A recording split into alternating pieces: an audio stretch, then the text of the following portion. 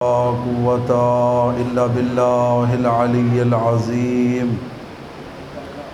أعوذ بالله من الشيطان الرجيم. بسم الله الرحمن الرحيم. الحمد لله رب العالمين، والصلاة والسلام على أشرف الأنبياء والمرسلين سیدنا و نبینا ابی القاسم محمد.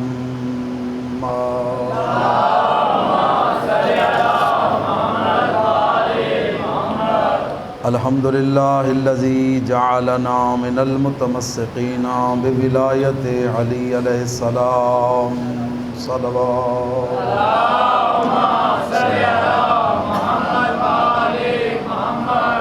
الحمد للہ الذی جعلنا من الباقین علی مصائب الحسین علیہ السلام.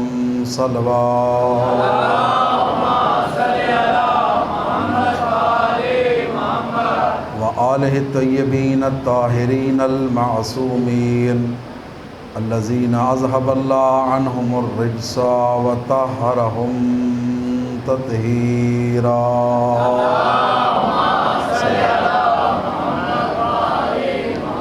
ولعنۃ اللہ علی اعدائہم اجمعین.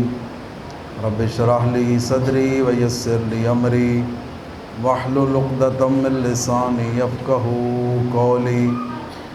قال اللہ تبارک و تعالی فی کتاب المجید. بسم اللہ الرحمن الرحیم. لقد کان لکم فی رسول اللہ اسوۃ حسنہ. قال امام حسین علیہ السلام انی لم اخرج اشرا ولا بطرا ولا مفسدا ولا ظالما، انما خرجت لطلب الاصلاح فی جد امتی.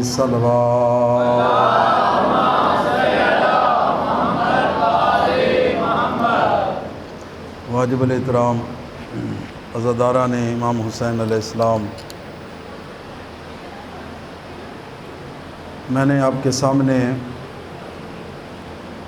اللہ رب العزت کی لاریب کتاب قرآن مجید کی سورہ احزاب کی آیت نمبر 21 کو تلاوت کرنے کا شرف حاصل کیا.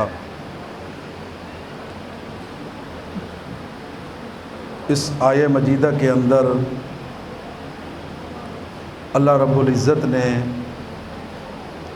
ارشاد فرمایا لقد کان لکم فی رسول اللہ اسوۃ حسنہ.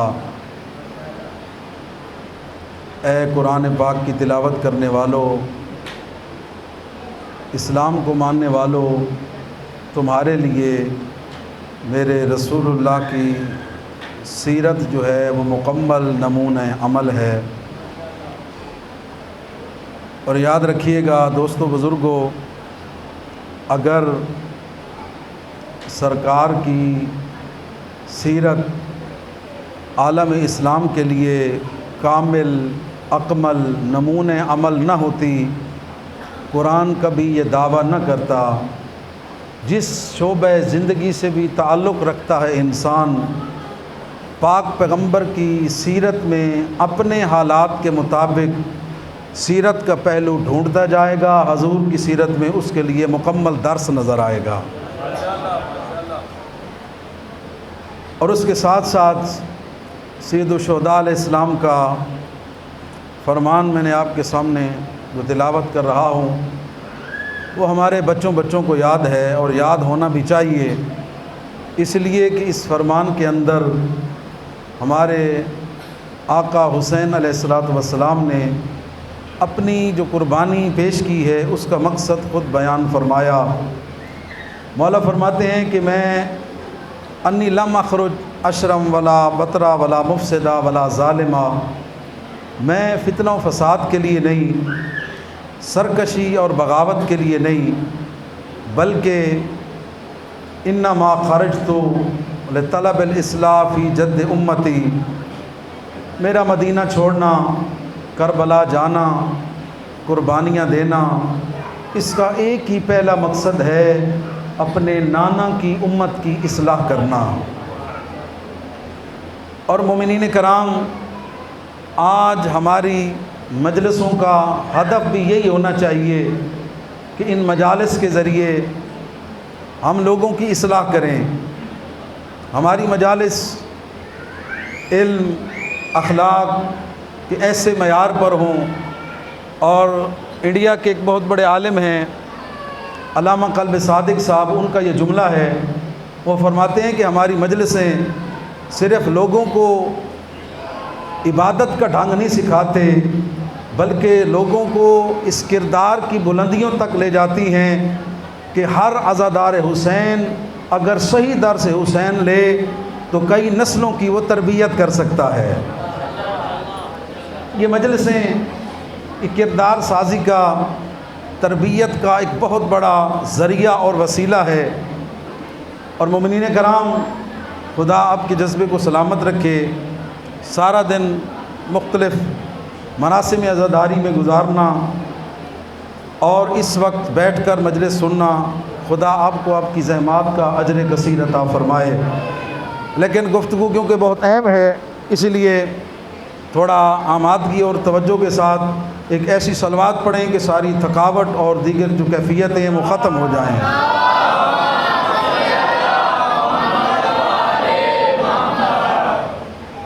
اور اسی طرح مولا حسین علیہ السلام نے بھی فرمایا کہ میری قربانی کا مقصد یہ ہے کہ میں لوگوں کو نیکی کی دعوت دوں، گناہ سے روکوں اور لوگوں کو اپنے نانا اور اپنے بابا کی سیرت بتاؤں۔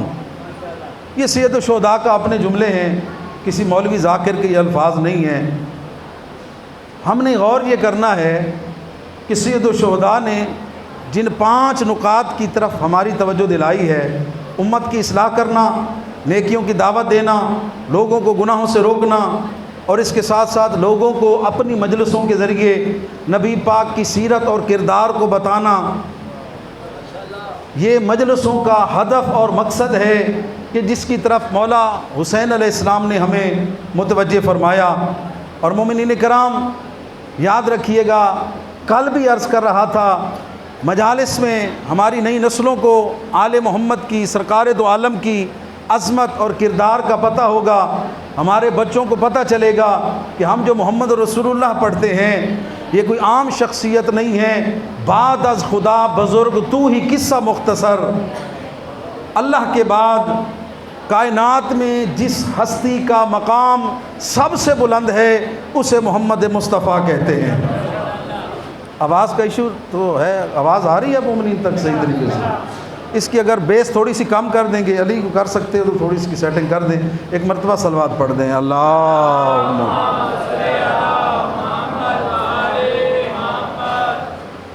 صلوات کا پڑھنا بہت بڑی عبادت ہے۔ سارے احباب مل کر بآواز بلند صلوات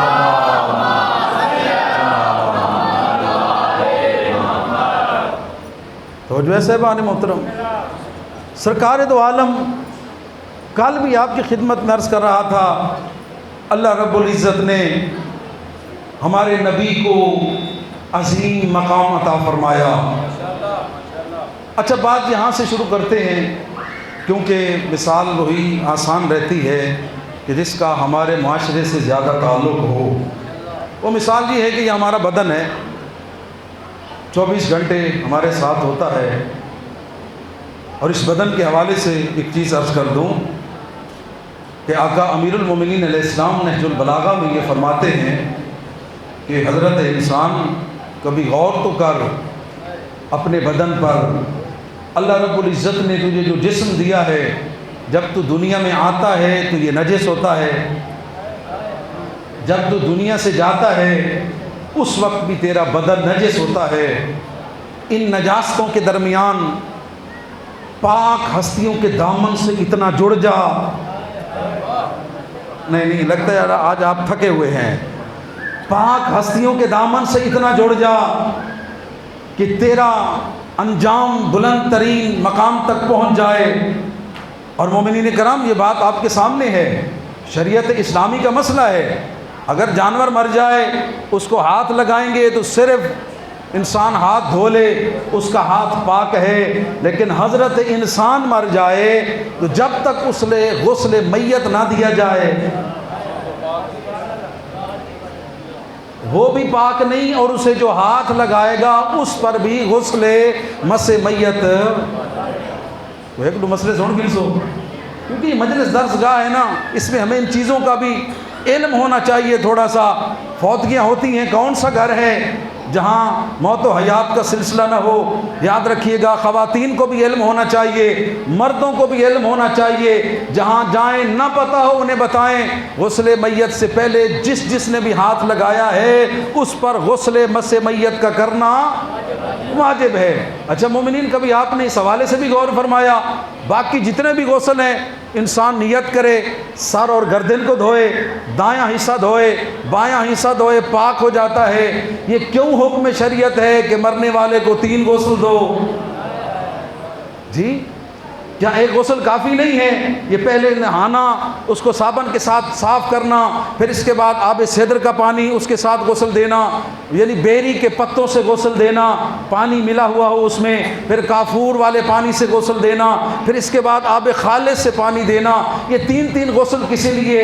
اور آقا امیر المومنین سے پوچھا گیا، مولا یہ فرمائیں اللہ نے اللہ کی عدالت یعنی برابری کی دنیا میں بھی کوئی نشانی ہے؟ مولا نے فرمایا دنیا میں کوئی بڑا سید ہوگا، سردار ہوگا، چودھری ہوگا، جیسے مر جاتا ہے ساری رسمیں امیر کی بھی وہی ہیں،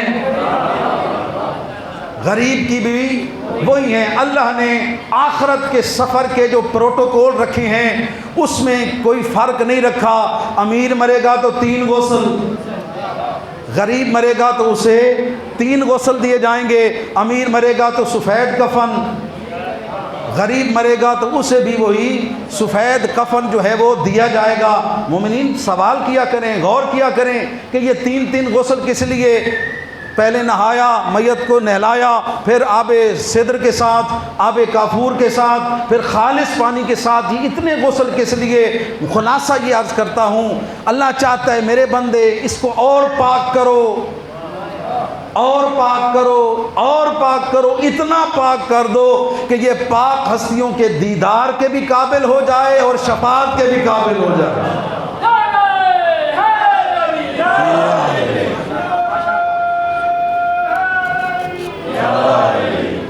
تو جو ہے صاحبان محترم، یہ میں بات یہاں سے چلی تھی، اللہ نے جو ہمیں بدن دیا ہے نا یہ نجاستوں کا بھی مجموعہ ہے، اس کے اندر طہارت بھی آ جاتی ہے۔ کامیاب ہے وہ بندہ جو اپنی پستیوں کو چھوڑ کر عالی ہستیوں سے جڑ جاتا ہے، اللہ اس بندے کو بھی بلند مرتبہ عطا کرتا ہے۔ اور یہ وجہ ہے، بات دلیل سے کروں، مولا سے کسی نے پوچھا مولا یہ بتائیں آپ کے چاہنے والے افضل ہیں یا فرشتے افضل ہیں؟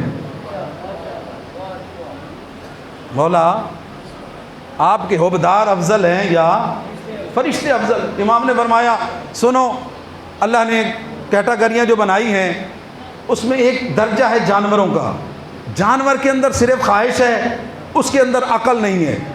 جب اس کا دل چاہے گا اس نے پانی پینا ہے، اس نے نہیں دیکھنا یہ صاف پانی ہے گندا پانی ہے، اس نے وہ پانی پی لینا ہے۔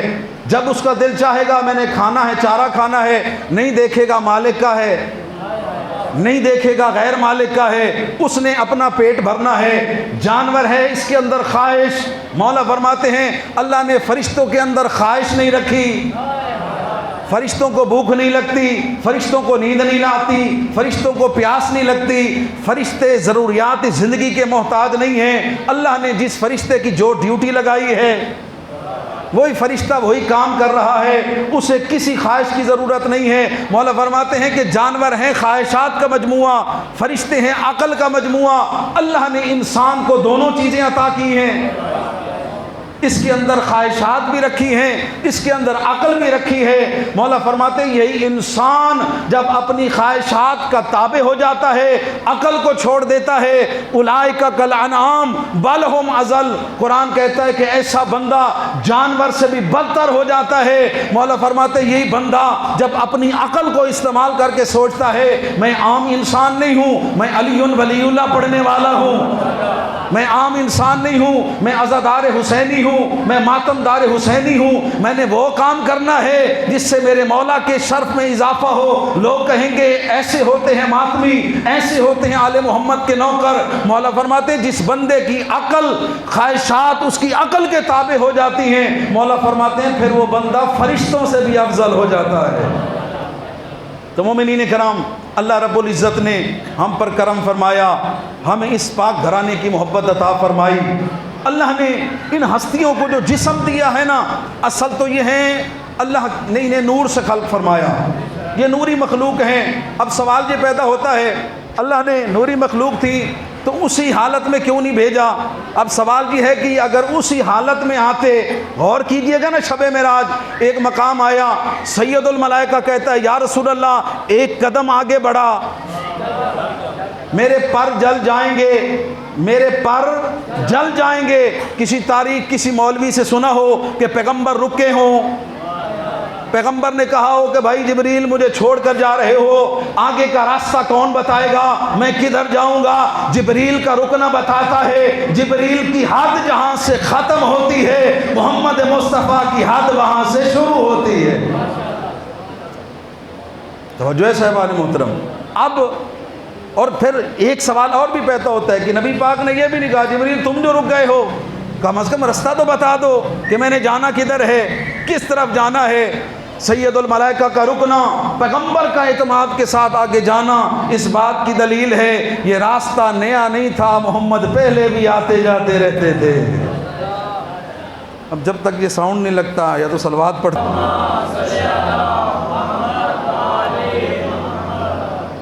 وقت تیزی سے گزر گیا۔ صاحب ظاہر ہے تھوڑا سا سلسلے میں تعطل ہو تو وہ جو گفتگو کا رابط ہے وہ نہیں رہتا، لیکن میں کوشش کروں گا کہ کم از کم آج کا جو پیغام ہے وہ آپ کی خدمت تک ضرور رساں کر سکوں۔ سرکار دو عالم کی عظمت اور سیرت کا جو جملہ ہے وہ آج ضرور میں آپ تک پہنچاؤں گا کہ سرکار ہم سے یہ شکوہ نہ کریں کہ ساری زندگی میرا کلمہ پڑھتے تھے، جب میری عظمت کی بات آئی تو وہاں آپ جو ہے وہ تھکاوٹ کا شکار ہو گئے۔ میں انشاءاللہ میں پورے خلوص کے ساتھ عظمت پاک پیغمبر کا جملہ عرض کروں گا۔ روایات سریہ کے اندر یہ بات موجود ہے کہ خلقت نورانی تھی ان کی، اللہ نے وجود بشری عطا فرمایا کہ جس کے ساتھ یہ ہستیاں دنیا میں تشریف لائیں، لیکن نسبت بدن کی ان کے ساتھ تھی، اللہ نے اس بدن کو بھی بے مثال بنا دیا۔ اور ہمارے مکتب تشیع کے اندر روایات صریحہ موجود ہیں جو یہ دلالت کرتی ہیں، اور میں نے تحقیق کی ہے، اس نتیجے پر پہنچا ہوں کہ اللہ نے نبی پاک کے بدن کو 24 معجزے عطا کیے تھے۔ باقی معجزے تو علیحدہ ہیں نا، اور باقی معجزوں کی تعداد اتنی ہے کہ ہمارے مولا فرماتے ہیں کہ جتنے اللہ نے تمام نبیوں کو معجزے دیے تھے اس سے بہت زیادہ معجزے اللہ نے اپنے حبیب کو عطا فرمائے۔ 4000 سے زیادہ کی تعداد معجزات کی ہے۔ وہ حضور کے جو بدن کے معجزات ہیں نا، وہ 2-4 معجزے تبرکاً آپ کی خدمت میں عرض کرتا ہوں۔ ہمارے نبی پاک کا پہلا معجزہ یہ تھا، عظمت رسول محبت پیدا ہوگی نا، ہمیں پتہ چلے ہم کس ہستی کے ماننے والے ہیں۔ پہلا معجزہ یہ تھا کہ حضور کے سر پر ہمیشہ بادل کا سایہ رہتا تھا۔ اب آپ دیکھیں بڑے لوگ گاڑیوں میں باہر نکلیں گے، نوکر ان کا چھتری لے کر کھڑا ہوگا، لوگ بڑے مرعوب ہوتے ہیں کہ جناب وہ بڑے صاحبین جنہاں دا نوکر چھتری گھن کے کھڑا ہوا ہے۔ یاد رکھیے گا دھوپ میں نوکر چھتری لے کر کھڑا ہو وہ اور بات ہے، حضرت آمنہ کا لال دھوپ میں کھڑا ہو بادل کا سایہ اور بات ہے۔ اللہ نے اپنے نبی کو یہ پہلا معجزہ عطا فرمایا کہ حضور جب بھی دھوپ میں جاتے حضور کے سر پر بادل کا سایہ رہتا تھا۔ اور دوسرا بدن کی خاصیت ہے، آپ روشنی کے سامنے کریں آپ کے بدن کا سایہ روشنی کی مخالف سمت میں جائے گا۔ شیعہ سنی محدثین نے لکھا اللہ نے اپنے نبی کو ایسا بے مثال بنایا کہ اپنے نبی کا سایہ بھی نہیں بنایا۔ حضور کے بدن کا سایہ نہیں تھا، حضور کے سر پر بادل کا سایہ رہتا تھا۔ اور تیسرا معجزہ اللہ نے اپنے نبی کو یہ عطا فرمایا، کیونکہ سر سے شروع کرتے ہیں چند معجزات۔ پہلا حصہ سر کا جو ہے وہ بال ہیں۔ اللہ نے اپنے نبی کو یہ عظمت عطا فرمائی، نبی پاک کو ساری زندگی کبھی کسی نائی کے پاس جانے کی ضرورت پیش نہیں آئی۔ یعنی ہم نائی کے پاس اسی لیے جاتے ہیں نا کہ سر کے داڑھی کے بال یا بڑھ گئے یا چھوٹے کرانے ہیں۔ اللہ نے اپنے نبی کے بالوں کو ایسا واللیل کی زلفوں کو بنایا کہ سرکار کو کبھی بال بڑھانے، کٹوانے، چھوٹے کرانے کی ضرورت پیش نہیں آئی۔ یہ جتنی زندگی حضور نے گزاری، حضور کو اس چیز کی قطعاً کبھی ضرورت محسوس نہیں ہوئی۔ اور سیرت نگاروں نے لکھا میرے اور آپ کے نبی نے ساری زندگی میں ایک مرتبہ اپنے سر کے بال منڈوائے، اور وہ حج کا ایک رکن ہے۔ 10 ہجری میں جب حضور نے حج کیا، حضور نے اپنے سر کے بال کے منڈوائے، اور صحابہ نے وہ حضور کے بال تبرک کے طور پر لے لیے۔ ہر صحابی نے، اور آپ بھی آج دیکھتے ہوں گے موئے مبارک کی زیارت کریں، کہ حضور کے بال تھے جو پوری دنیا میں پھیل گئے۔ صحابہ کرام کہتے ہیں کہ حضور کے بال جب سے ہمارے ہاتھ میں آئے، ہماری مشکلوں کا دور ختم ہو گیا۔ بیماری ہوتی، حضور کے بال کو پانی میں ڈالتے، حضور کے بال والا جھوٹا پانی وہ پی لیتے، اللہ ہماری بیماریوں کو دور کر دیتا۔ کسی کی پریشانی ہوتی، ہم حضور کے بال کو ہاتھ پر اٹھا کر واسطہ دیتے، میرے اللہ تجھے تیرے نبی کے بال کا واسطہ، ہماری مشکلوں کو آسان کر دے۔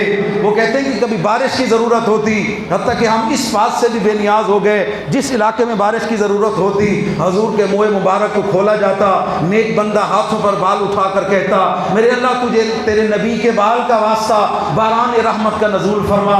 مومنین غور تو فرمانا، جس کے بال میں اتنا اثر ہے اس کی آل میں کیا اثر ہوگا۔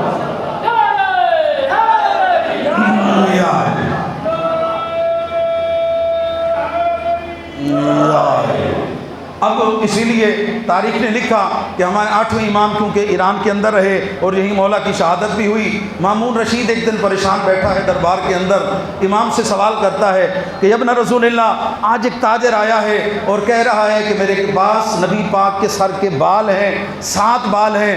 اب مجھے سمجھ نہیں آ رہی، میں نہیں جانتا کہ اصلی بال کی پہچان کیا ہے، آیا یہ سارے اصلی ہیں یا اصلی نہیں ہیں، میں ان کی پہچان کیسے کروں گا۔ سرکار نے فرمایا پریشان ہونے کی ضرورت نہیں ہے، یہ جو ہم حدیث کتاب ہی پڑھتے ہیں، مولا نے بالوں کو اٹھایا، سونگا، اور سونگنے کے بعد فرمایا یہ 3 بال میرے نانا کے ہیں، یہ 4 بال نقلی ہیں۔ اب یہ کہنے لگا کہ آپ کو کیسے پتہ چلا؟ مولا نے فرمایا اللہ نے ہم آل محمد کو ایک خوشبو عطا کی ہے جس سے ہم ایک دوسرے کو پہچان لیتے ہیں۔ حدیث کتاب میں بھی آپ سنتے ہیں انی اشم عندک راحیا طیبا، اے مادر گرامی میں اپنے نانا کی خوشبو سونگ رہا ہوں۔ اگر دوسرا امام اپنے نانا کی خوشبو سونگ سکتا ہے تو 8واں تاجدار ولایت بھی اپنے نانا کی خوشبو سونگ سکتا ہے، کیونکہ بادشاہ تھا، سمجھدار تھا۔ اب اس نے کہا مولا یہ تو آپ پہچان سکتے ہیں، ہمیں کیسے پتہ چلے گا کہ اصلی بال کون سے ہیں، نقلی کون سے ہیں؟ توجہ کیجیے گا، اس واقعے پر غور فرمائیں۔ یہ بال کا واقعہ بتا رہا ہے کہ جس امت کو نبی کے بالوں کے نقلی اصلی ہونے کا پتہ نہیں، دین کا پتہ کیسے ہوگا؟ اب دین بھی اسی گھر نے بتانا ہے کہ جس گھر کی نشاندہی پاک پیغمبر زندگی میں فرما کر گئے تھے، اور بتا کر گئے تھے کہ میرے بعد میرے علم کا وارث علی ابن ابی طالب ہے، اور اس کے بعد باقی ائمہ کا تعارف کرایا۔ اور ذمہ داری سے جملہ عرض کر رہا ہوں، وہ جملہ یہ ہے مومنین کرام کہ ہمارے ائمہ کے نام صرف پاک پیغمبر نے نہیں بتائے، تمام آسمانی کتابوں کے اندر ہمارے 12 اماموں کے نام موجود ہیں، کیونکہ یہ چیزیں ضروری ہیں، نئی نسل کو بتانا چاہیے کہ یہ 12 امام شیعوں کے گھڑے ہوئے نہیں ہیں، یہ 12 امام اللہ کے بتائے ہوئے ہیں، پیغمبر کے فرمائے ہوئے ہیں، اور اللہ نے تمام آسمانی کتابوں میں ذکر کیا۔ ایک چھوٹی سی دلیل دے دوں، شب جمعہ بھی ہے، حدیث کی آپ نے پڑھی ہوگی، یہ شب جمعہ پڑھتے رہتے ہیں۔ حضرت جابر سے روایت ہے نا، ان جابر ابن عبداللہ الانصاری، حدیث قصہ کا آغاز یہاں سے ہوتا ہے۔ یہ جابر رسول پاک کے صحابی ہیں، کربلا کے پہلے زوار بھی ہیں، اور حضرت جابر وہ صحابی ہیں کہ جنہیں پاک بی بی نے خود حدیث قصہ کا تحفہ دیا ہے، اور صحابہ میں سب سے لمبی زندگی گزارنے والے بھی یہی صحابی تھے۔ نبی پاک نے اور عظمت دی، جابر میرے بعد تو لمبا عرصہ زندہ رہے گا، میرے 5ویں جانشین سے ملاقات کرے گا، اسمہ اسمی، خصائلہ خصائلی، شمائلہ شمائلی، وہ جو میرا 5واں جانشین ہوگا نا، اس کا نام بھی محمد ہوگا، اس کا کردار بھی محمد ہوگا، اس کی سیرت بھی محمد ہوگی، اس کی صورت بھی محمد ہوگی۔ جابر فرق یہ ہوگا، نام اس کا محمد ہوگا لیکن اللہ نے اس کا نام تورات میں باقر رکھا ہے۔ یہ دیکھیں نا، پیغمبر نے دلیل دے دی عالم اسلام کے لیے۔ اب صاف ظاہر ہے کہ 5ویں امام کا نام تورات میں ہے، تو کیسے ممکن نہیں ہے کہ مولا علی کا نام نہ ہو، مولا حسین کا نام نہ ہو۔ تمام ائمہ کے نام اللہ نے اپنی مختلف کتب میں ذکر فرمائے۔ اب بڑا خوبصورت جملہ ہے، لطف لیجئے گا۔ وقت آیا، حضرت مولا باقر علیہ السلام فرماتے ہیں، چچا جابر، جو امانت میرے نانا نے دی تھی وہ سلام کیوں نہیں پہنچا دیتے؟ مومنین میں اکثر عرض کرتا ہوں، غور کیجئے گا، ہمارے امام وہ ہیں جو رسول اللہ نے بات کی تھی اپنے صحابہ سے 70-80 سال پہلے۔ ہمارے امام وہ بھی جانتے ہیں، ہمارے امام ہماری نیتوں کو بھی جانتے ہیں، لہٰذا ہمیں اپنی نیتوں کو پاکیزہ سے پاکیزہ تر بنانے کی ضرورت ہے تاکہ آل محمد ہمارے اعمال سے خوش ہوں، ہمارے حق میں دعائے خیر فرمائیں۔ بآواز بلند صلوات پڑھ دیں۔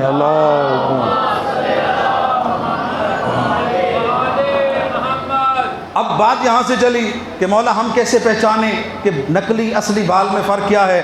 امام نے فرمایا آگ روشن کرو۔ آگ روشن ہو گئی، مولا نے جو نقلی بال تھے ان کو پھینکا، آگ میں وہ جل گئے۔ اب امام نے اصلی بالوں کو آگ میں ڈالا، آگ بجھ گئی۔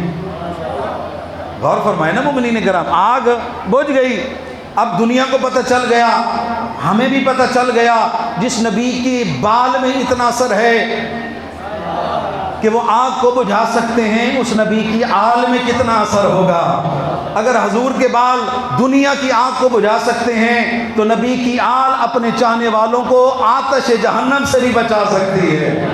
سچ یہ ہے، حق یہ ہے کہ انسان اس در کا سچا غلام بن جائے، پھر اس کی دنیا بھی کامیاب ہو سکتی ہے اور اس کی آخرت بھی کامیاب ہو سکتی ہے۔ اب حضور کا حق تو نہیں گیا مظرا جی، اب حضور کا اگلا معجزہ یہ پیشانی کا معجزہ یہ تھا کہ ہمارے نبی پاک کے جو پیشانی سے رات کو نور نکلتا تھا۔ یہ اہل سنت کتابوں کے اندر بھی ہے کہ ام المومنین حضرت عائشہ دن کو کام کر رہی ہیں، سوئی گم ہو گئی، ساتھ والی خاتون کہتی ہے کہ تلاش کر لیں، سورج کی روشنی ہے۔ فرماتی کوئی مسئلہ نہیں، ابھی نہیں ملے گی، میں رات کو تلاش کر لوں گی۔ تو وہ عورت کہنے لگی کہ اے ام المومنین، سورج کی روشنی میں جو چیز نظر نہیں آتی وہ رات کو کیسے نظر آ سکتی ہے؟ تو بی بی نے فرمایا تجھے نہیں پتا، میرے آقا مصطفیٰ رات کو جب گھر میں آئیں گے ان کی پیشانی سے اتنا نور نکلتا ہے، وہ روشنی سورج میں کہاں؟ یہ حضور کی پیشانی سے نور نکلتا تھا۔ اب غور کیجئے گا، بہت بڑا جملہ ایک چھوٹے سے جملے میں عرض کر رہا ہوں۔ لوگ اعتراض کرتے ہیں کہ شب ہجرت پیغمبر نے کسی اور کو بستر پر کیوں نہیں سنایا؟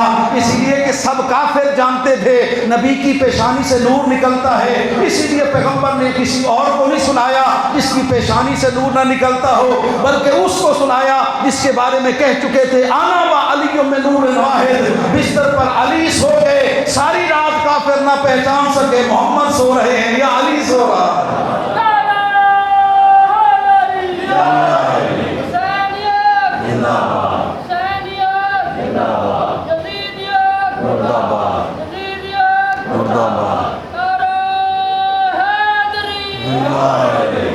تو جو ہے حضور کی پیشانی سے نور نکلتا تھا۔ اب حضور کا اگلا معجزہ یہ تھا کہ حضور جس طرح سامنے سے دیکھتے تھے اسی طرح پشت سے بھی دیکھتے تھے۔ اور حدیث ہے، حدیث کی کتابوں میں اہل سنت نے بھی لکھا کہ حضور نے فرمایا اپنے صحابہ سے سووا صفوفکم لا تسبقونی بالرکوع، اور میرا کلمہ پڑھنے والے نمازیوں مجھ سے پہلے رکوع میں نہ جایا کرو۔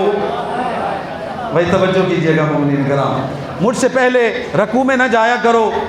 صحابہ نے کہا یا رسول اللہ آپ تو مصلی امامت پر کھڑے ہوتے ہیں، آپ کو کیسے پتا پیچھے سے کوئی رکوع میں پہلے چلا گیا؟ اس وقت حضور نے فرمایا یاد رکھو جس طرح میں محمد مصطفیٰ سامنے سے دیکھتا ہوں اسی طرح پشت سے بھی دیکھتا ہوں۔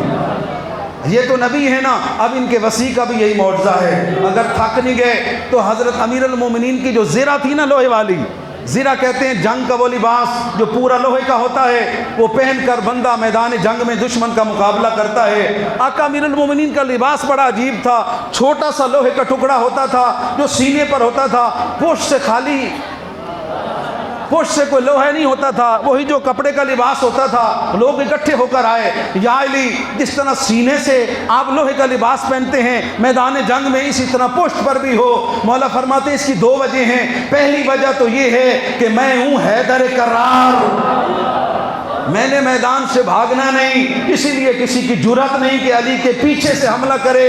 اور دوسرا مولا نے فرمایا میں ہوں وصی پیغمبر، میں ہوں نفس رسول، اللہ نے جو عظمتیں میرے نبی کو دی ہیں اس کے وصی کو بھی دی ہیں۔ جس طرح میرا آقا مصطفیٰ آگے اور پیچھے سے دیکھتے ہیں، اسی طرح علی بھی آگے پیچھے سے دیکھتا ہے۔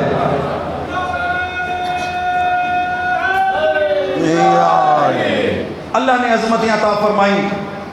اللہ نے ہمارے نبی پاک کی زبان کے معجزے یہ تھے، پتھر ہے نا بے جان ہے، بول نہیں سکتا، کلام نہیں کر سکتا، درخت ہے نا بے جان ہے، بول نہیں سکتا۔ حضور پتھر کو ہاتھ پر اٹھاتے اور سوال کرتے من آنا، اللہ پتھر کو زبان دیتا، وہ پتھر کہتا انتا رسول اللہ، میں گواہی دیتا ہوں کہ آپ اللہ کے رسول ہیں۔ یہ حضور کی زبان کا اثر تھا۔ اچھا، زبان کے ساتھ منسلک لعاب دہن، ایک خوبصورت جملہ، میں اپنی پوری کوشش کروں گا کہ جو حضور کی عظمت ہے اس کے جملے کنجوسی کے ساتھ بیان نہ کروں، کیوں جو امیر المومنین کے بھی مولا ہیں ان کے مقام کو بھی بیان کرنا، اگر صاف ظاہر ہے مولا حسین کی عظمت بیان ہو ثواب ہے، تو جو حسین کے نانا ہیں ان کے مقام کو بھی بیان کرنا بہت بڑا ثواب ہے۔ جس طرح ذکر علی میں بیٹھنا، سانس لینا تسبیح میں شمار ہوتا ہے، اسی طرح ذکر مصطفیٰ میں بھی سانس تسبیح میں شمار ہوتا ہے۔ حضور کے لعاب کا معجزہ، اور آپ جانتے ہیں کہ لعاب جسم کا فالتو حصہ ہوتا ہے، جب ہمارے منہ میں یہ اکٹھا ہوتا ہے ہم اس کو زمین پر پھینک دیتے ہیں، لیکن کیونکہ نبی پاک ہیں ان کا لعاب بھی کوئی عام نہیں ہے۔ اس کا ایک چھوٹا سا معجزہ آپ کی خدمت میں عرض کر دوں۔ حضور کے ایک صحابی ہیں عبداللہ ابن عباس، ان کا لقب ہے حبر الامہ، یعنی امت کی سیاہی۔ اتنے بڑے مفسر قرآن ہیں، عالم اسلام کے سارے فرقوں نے حضرت عبداللہ ابن عباس سے روایتیں لی ہیں کہ یہ علم کا خزانہ تھے۔ ان سے کسی نے پوچھا آپ کا اور مولا علی کا علم کیا نسبت رکھتا ہے؟ تو انہوں نے توبہ استغفار کر کے کہا میرے علم کو علی کے علم سے کیا نسبت، میرا علم قطرہ ہے، علی کا علم سمندر ہے۔ اب کسی نے پوچھا کہ یہ علم آپ کو ملا کیسے؟ کہا اس طرح ملا کہ ایک دن نبی پاک کی خدمت میں کھجوریں آئیں، نبی پاک کھا رہے تھے، ہم صحابہ کو بھی دی، میرا دل بن گیا، میں نے کہا یا رسول اللہ آپ کا لعاب تو بڑا عظمت والا ہے نا، آپ مجھے اپنے جھوٹی گٹھلی پر جو لعاب لگا ہوگا وہ مجھے عطا کر دینا تاکہ اللہ میرے علم کو، میرے سینے کو علم کا خزانہ بنا دے۔ پیغمبر نے کھجور کھا لی۔ میں آپ سے سوال کرتا ہوں کھجور کی گٹھلی پر کتنا لعاب لگا ہوگا؟ حضرت نے ہاتھ بڑھایا، پیغمبر نے عطا کر دیا، چوسا، چوس کر پھر ہاتھ بڑھایا۔ نبی پاک فرماتے ہیں عبداللہ تیری اتنی حیثیت نہیں کہ تو محمد کے لعاب کو مزید برداشت کر سکے، تیرے لیے اتنا کافی ہے، اسی لعاب کی برکت سے تو مفسر قرآن ہو گیا ہے۔ مجھے جملہ کہنے دے مومنین کرام، جو ایک مرتبہ پیغمبر کے لعاب والی گٹھلی چوستا ہے وہ مفسر قرآن بنتا ہے، جو زبان رسالت چوس لے وہ علی ناطق کے قرآن بنتا ہے۔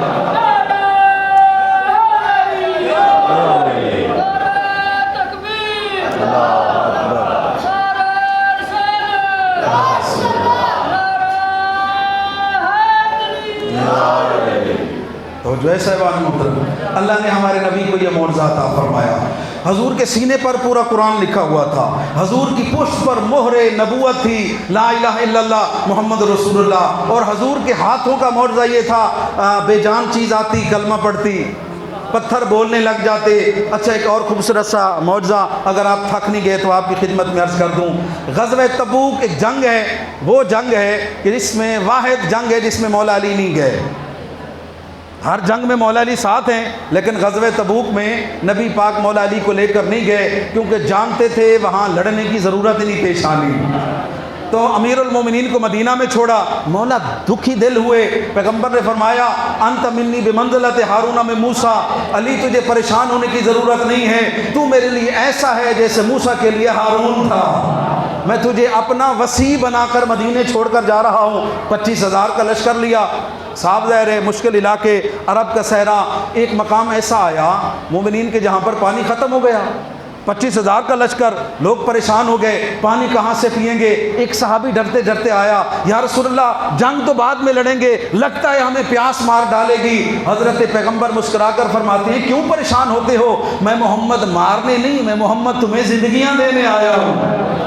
کیوں پریشان ہوتے ہو یا رسول اللہ؟ اتنا بڑا لشکر، 25,000 کا مجمع، پانی ہے نہیں، کہاں سے پانی پیے گا؟ سرکار نے فرمایا جس کے پاس جو برتن ہے لے کر محمد کی بارگاہ میں آ جائے، اگر اللہ میرے بھائی موسیٰ کے لیے پتھر سے پانی نکال سکتا ہے، آج اللہ میری امت کے لیے میری انگلیوں سے پانی نکالے گا۔ حضور کی انگلیوں سے پانی نکلا، 25,000 کا لشکر۔ لگتا ہے آپ تھک گئے، میں بات کو یہی روک دوں۔ 25,000 کا لشکر نبی پاک کی انگلیوں سے نکلنے والے پانی سے سیراب ہو گیا، اور ہر پانی پینے والا یہی کہتا تھا جب تک زندہ رہا پھر کبھی وہ پیاس کی شدت محسوس نہیں ہوئی، جب سے حضور کی انگلیوں سے نکلنے والے پانی سے میں سیراب ہو گیا ہوں۔ اللہ نے یہ عظمتیں عطا فرمائی، اللہ نے ہمارے نبی کو یہ مقام عطا فرمایا، بدن اطہر کو معجزے عطا فرمائے، پاؤں کے معجزے، ہاتھ کے معجزے، زبان کے معجزے، اللہ نے ہمیں بے مثال نبی عطا فرمایا۔ حضور کا ایک چھوٹا سا واقعہ اور آپ کی زحمتوں کو تمام کروں، یہ ہے کردار پیغمبر۔ یہودی ہے، آ کر حضور کی خدمت میں کہتا ہے کہ اے محمد صلی اللہ علیہ وآلہ وسلم، میں آپ کو نبی نہیں مانتا، لیکن میں یہ جانتا ہوں اس شہر میں آپ سے بڑا کریم کوئی نہیں، آپ سے بڑا عظیم کوئی نہیں، آپ سے بڑا سچا کوئی نہیں، آپ سے بڑا امانت دار کوئی نہیں۔ میرا دل نہیں کیا میں اپنی قوم کو مسئلہ بتاؤں، میں اپنی مشکل آپ کی بارگاہ میں لے کر آیا ہوں۔ یا رسول اللہ میرا بیٹا امیر ہے، میں ساری زندگی کما کما کر بچوں کو کھلا کھلا کر اب غریب ہو چکا ہوں، لیکن میرا بیٹا مجھے ماہانہ خرچ دینے کے لیے تیار نہیں، مجھے لوگوں سے مانگ کر گزارا کرنا پڑتا ہے۔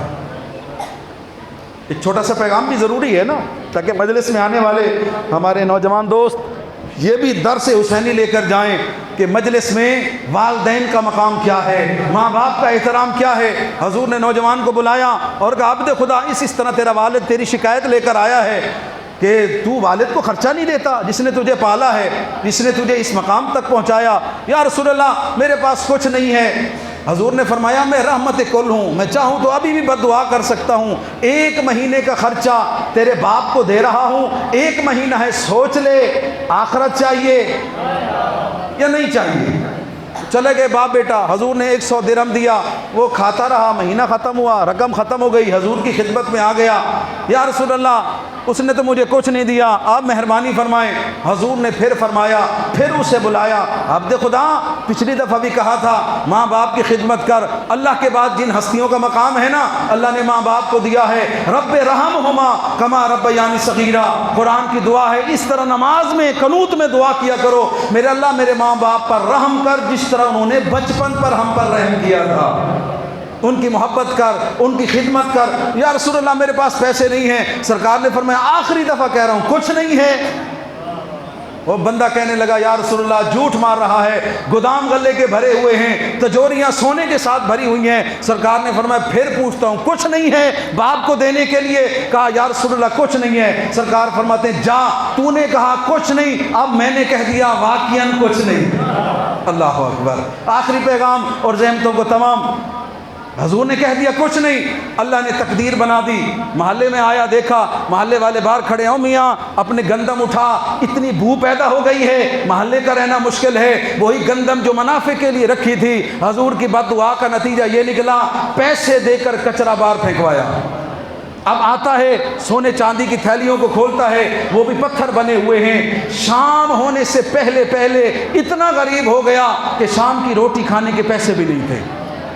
رحمت کل آئے، اس کے گھر کے سامنے کھڑے ہو کر نبی پاک نے ایک جملہ فرمایا، اور یہی میرا آج کا پیغام ہے مومنین کرام، مجلس حسین سیرت رسول ہمارے لیے درس گاہ ہے۔ نبی پاک نے فرمایا یاد رکھ جس سے ماں باپ ناراض ہوں اللہ دنیا میں اسے غربت بھی دیتا ہے اور آخرت کی ذلت بھی اس کا مقدر ہے۔ بس میرے دوستو، اسی دین، اسی اسلام کے احکامات کو ہم تک پہنچانے کے لیے سید الشہداء نے اپنا سارا گھرانہ اسلام پر قربان کر دیا۔ بس عزادارو، شب جمعہ ہے نا، مغفرت کی رات ہے، اللہ کی بارگاہ میں سید الشہداء کا واسطہ دے کر مانگنے کی رات ہے۔ فضائل میں کوئی بولا ہے یا نہیں بولا؟ میں نے کچھ نہیں کہا، لیکن منت کروں گا، سید و مہمان ہوں، اب جن ہستیوں کا مصائب پڑھنے لگا ہوں نا، کوشش کیجئے گا، تکلف سے نہ روئیے گا، اسی لیے کہ ان بچوں کے مصائب بہت زیادہ ہیں، ان بچوں کی زندگی بہت کم ہے۔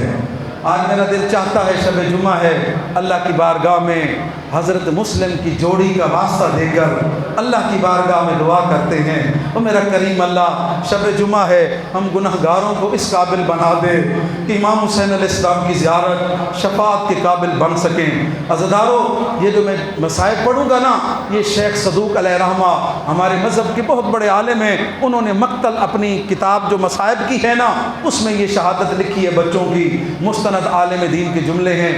وہ فرماتے ہیں، عزادارو، پڑھنے والوں، مومنوں کو بتایا کرو بی بی رقیہ کے جوڑی کی عمریں کتنی تھیں۔ چھوٹا بیٹا 4 سال کا تھا، بڑا بیٹا 5.5 سال کا تھا۔ عزادارو، خود انصاف کرنا، 4 سال کتنی عمر ہوتی ہے؟ 5.5 سال کتنی عمر ہوتی ہے؟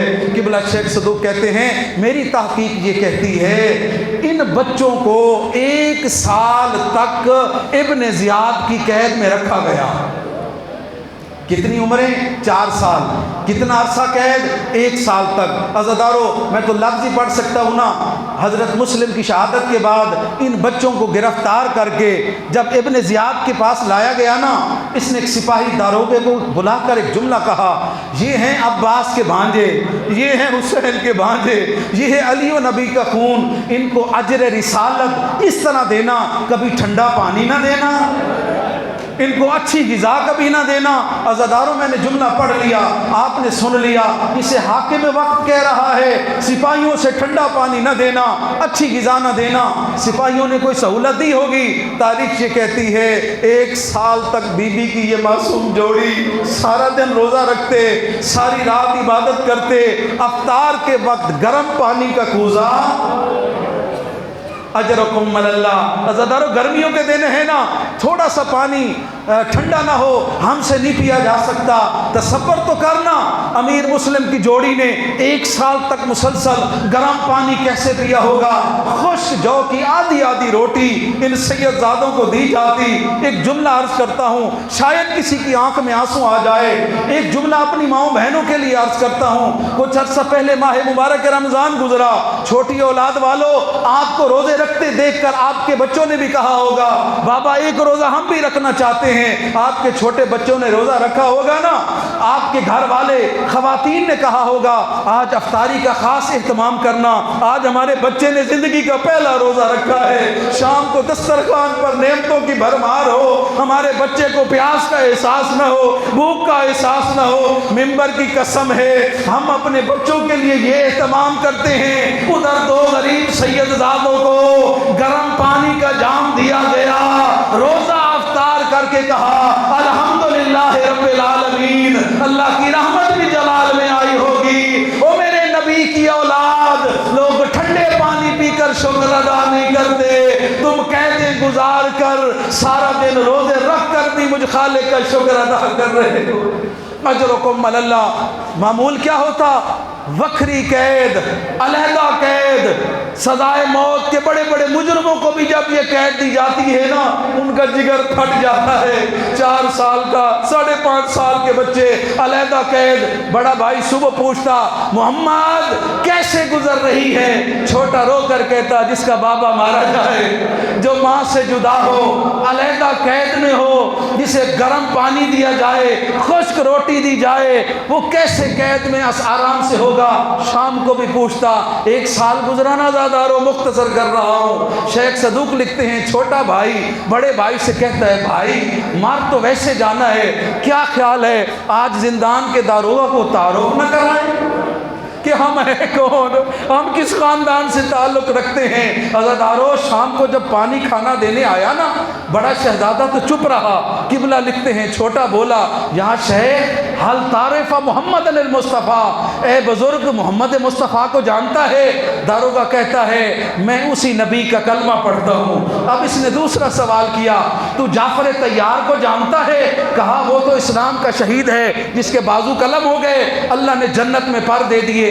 ڈرتے ڈرتے کہا کیا علی مرتضیٰ کو جانتا ہے، حسن مجتبیٰ کو جانتا ہے، حسین کو جانتا ہے؟ یہ کہتے الحمدللہ یہ میرے امام ہیں۔ جب سنا نا میرے امام ہیں، چھوٹا شہزادے کا دل بڑا حوصلہ کر کے کہتے ہیں جسے امام مانتا ہے نا اسی علی کے نواسے ہیں، اجرکم اللہ، اسی حسین کے بھانجے ہیں، اسی عباس کے بھانجے ہیں، اجرکم اللہ۔ عزادارو جب پتہ چل گیا نا یہ بی بی کی جوڑی ہے، حضرت مسلم کی یتیم ہیں، جلدی سے کہا مجھے معاف کرنا، مجھے پتہ نہیں تھا آل رسول میری قیدی ہے، آپ کی قیدیں آزاد ہیں، میرے ساتھ چلیں، میں آپ کو تیار کرا کے عزت کے ساتھ وطن آپ کو آپ کی ماں کے پاس بھیجتا ہوں۔ عزادارو یہ بچوں کو لے کر گھر آیا، میں آپ سے سوال کرتا ہوں جو 24 گھنٹے بعد آدھا کوزہ گرم پانی کا دیتے تھے، بچوں کو لباس دیتے ہوں گے؟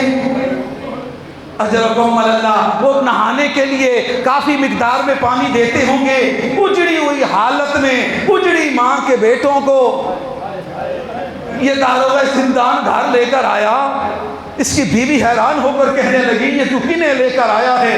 کہا اللہ کی بندی، اللہ نے ہمارے وقت کو جگا دیا ہے، ہماری بخشش کا سامان چل کر ہماری شفاعت کا وسیلہ گھر میں آ گیا ہے۔ یہ عام بچے نہیں، بی بی زہرا کی اولاد ہیں، انہیں عزت کے ساتھ نہلا، لباس تبدیل کرا، انہیں مدینہ بھیجنے کا انتظام کرتا ہوں۔ اولاد والو دل دکھے مجھے معاف کرنا، بچے مٹی میں میل میں جکڑے ہونا، مائیں نہلاتی ہیں، بدن صاف ہو جاتا ہے۔ یہ نہلاتے ہوئے مومنہ رونے لگی۔ یہ داروغہ کہتے روتی کیوں ہے؟ کہا جیسے بدن پر پانی ڈالتی ہوں نا خشک گوشت کے ٹکڑے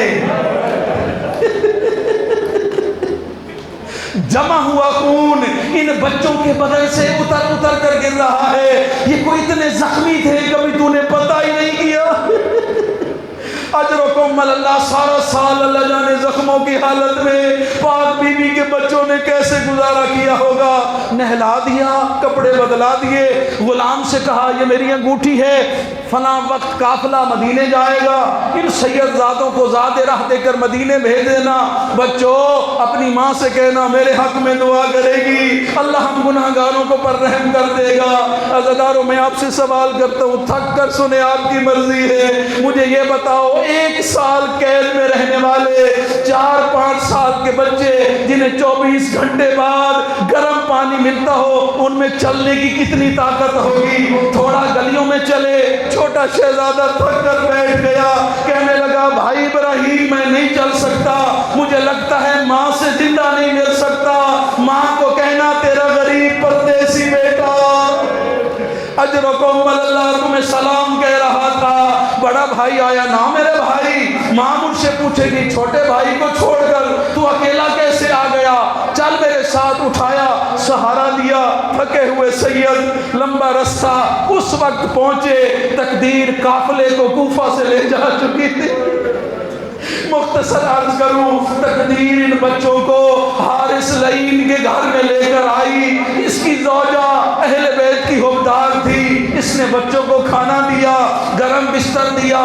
میں آپ سے سوال کرتا ہوں، سال کے تھکے ہوئے قید خانے میں مٹیوں پر سونے والے بچے، نرم بستر ملا، پیٹ بھر کر کھانا ملا، دونوں بچے سو گئے۔ اولاد والو آپ کا مشاہدہ ہوگا، سارا دن کام پر جائیں نا، آپ کے چھوٹے چھوٹے بچے شام کو آتے ہیں، بابا آج مجھے بھائی نے مارا تھا، آج مجھے بہن نے مارا تھا، آج ماں نے مجھے جھڑکی دی تھی۔ خواب میں حضرت امیر مسلم آئے، اجرکم اللہ، بڑا بیٹا تو خاموش رہا لیکن چھوٹا بھائی کہتا ہے بابا اس وقت آئے ہو جب تیرے بچے اجڑ گئے ہیں، بابا ہمیں 1 سال قید میں رکھا، بابا ہمیں تماچے مارتے تھے، بابا ہمیں گرم پانی دیتے تھے، بابا ہم مٹی پر سوتے رہے ہیں۔ حضرت مسلم منہ چوم کر کہتے ہیں میرا لال تمہاری زندگی کی آخری رات اجرکم اللہ، کل تم میرے پاس جنت میں ہوگے، تمہارے سارے دکھ ختم ہو جائیں گے۔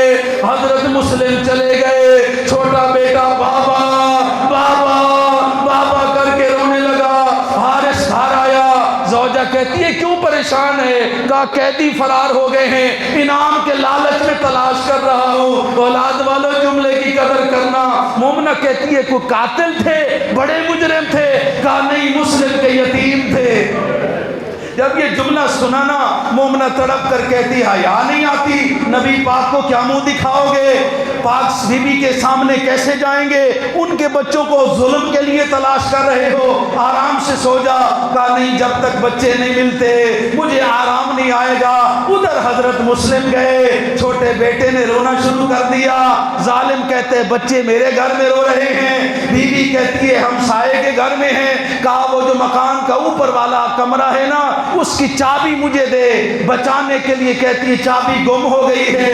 اس نے تلوار کے ساتھ تالا توڑا۔ میری طرف دیکھنا اولاد والو، اندھیرے میں ٹٹولتے ٹٹولتے تقدیر اس کے ہاتھ وہاں لے گئی جہاں پاک بی بی کے بچوں کے سر تھے۔ عزادارو، اس نے بچوں کو بالوں سے پکڑا، اپنے گھر کے صحن میں لے کر آیا۔ دل دکھے مجھے معاف کر دینا، یہ تماچے مارتا ہے، بچے چہرے پر ہاتھ رکھ لیتے ہیں۔ جب دیکھا میں ظلم نہیں کر سکتا، اس کے شہر میں ستون تھا، اس نے دونوں شہزادوں کو ستون کے ساتھ باندھا، جی بھر کے تماچے مارتا رہا۔ بچے رو کر کہتے کاش ماموں غازی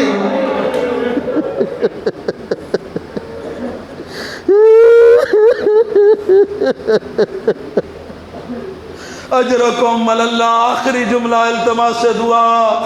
مقتل کی کتابیں کہتی ہیں، شیخ صدوق کہتے ہیں صبح ہوتے تک بچوں کے رخساروں کا رنگ تبدیل ہو چکا۔ ساری رات یہ ظلم کرتا رہا۔ صبح نوکر سے کہا ان بچوں کو قتل کر کے لا، ان کے سر لے کر ابن زیاد سے انعام لاؤں گا۔ ایسی تبلیغ کی، نوکر روتا ہوا واپس آ گیا، بیٹے کو بھیجا، بیٹا بھی واپس آ گیا۔ اس نے معصوم شہزادوں کو لیا، دریائے فرات کے کنارے آیا۔ اب بچے کہتے ہیں ظالم 3 شرطوں میں سے ایک مان لے، ہمیں مدینے لے جا، ہمارے گھر والے تجھے اتنا دیں گے جتنا تجھے ابن زیاد نہیں دے گا۔ اجرکم اللہ۔ اس نے کہا مجھے منظور نہیں۔ کہا پھر ہمیں ابن زیاد کے دربار میں لے جا۔ کہا یہ بھی منظور نہیں۔ عزادارو، عزاداری کا مقصد سمجھنا۔ تیسرا جملہ بی بی کے بچوں نے یہ کہا پھر ہمیں زندگی کی آخری 2 رکعت نماز ادا کرنے دے۔ اجرکم اللہ۔ پانی نہیں، تیمم کر کے یتیم مسلم نے 2 رکعت نماز پڑھی، پڑھ کر عزاداروں کو درس دیا۔ وہ ہمارے گھر سے محبت کرنے والوں، نماز مومن کی معراج ہے، اللہ کی بندگی کا ذریعہ ہے۔ ہم تمہارے جن کے غم میں روتے ہو نا، ہم نمازیں پڑھ کر تمہیں بتا رہے ہیں کہ اللہ کی بندگی نہ چھوڑنا۔ ختم ہو گئی نماز۔ ظالم کہتا ہے پہلے کس کا سر قلم کروں؟ آخری جملہ اور التماس سے دعا۔ بڑا شہزادہ کہتا ہے پہلے میرا سر قلم کر۔ چھوٹے بھائی بیٹوں کی جگہ ہوتے ہیں، بڑا کہتا ہے پہلے میرا سر قلم کر۔ بڑا بھائی باپ کی جگہ ہوتا ہے۔ عزادارو، یہ بات کر رہے تھے، ظالم نے تلوار اٹھائی، وار کیا، بڑے بھائی کا سر قلم ہوا۔ یہ لاش پھینک کر سر سائیڈ پر رکھنے کے لیے گیا۔ آخری جملہ، دل دکھے مجھے معاف کرنا، چھپانا نہیں چاہتا ان معصوم بچوں پر ظلم کیا ہوا۔ یہ دیکھتا ہے کہ چھوٹا بھائی بڑے بھائی کے کٹے ہوئے گردن پر منہ رکھ کر رو کر کہہ رہا ہے بھائی میرا ساتھ چھوڑ گیا نا، اکیلا چھوڑ کر چلا گیا، تیرے بغیر بیگانی نگری میں کدھر جاؤں گا۔ عزادارو، یہ لاش چھڑاتا ہے، چھوٹا بھائی ہاتھ نہیں چھوڑتا۔ 2 شہید ہیں جنہیں پس گردن سے ذبح کیا گیا، ایک سکینہ کا بابا حسین، دوسرا بی بی رقیہ کا یہ چھوٹا بیٹا۔ اجرکم اللہ۔ شرم کر کے نہ رو عزادارو۔ جب یہ چھڑانے کی کوشش کرنے لگا، ہاتھ نہ چھوٹا، وہی بھائی کی لاش پر بیٹھے ہوئے چھوٹے سید زادے کا سر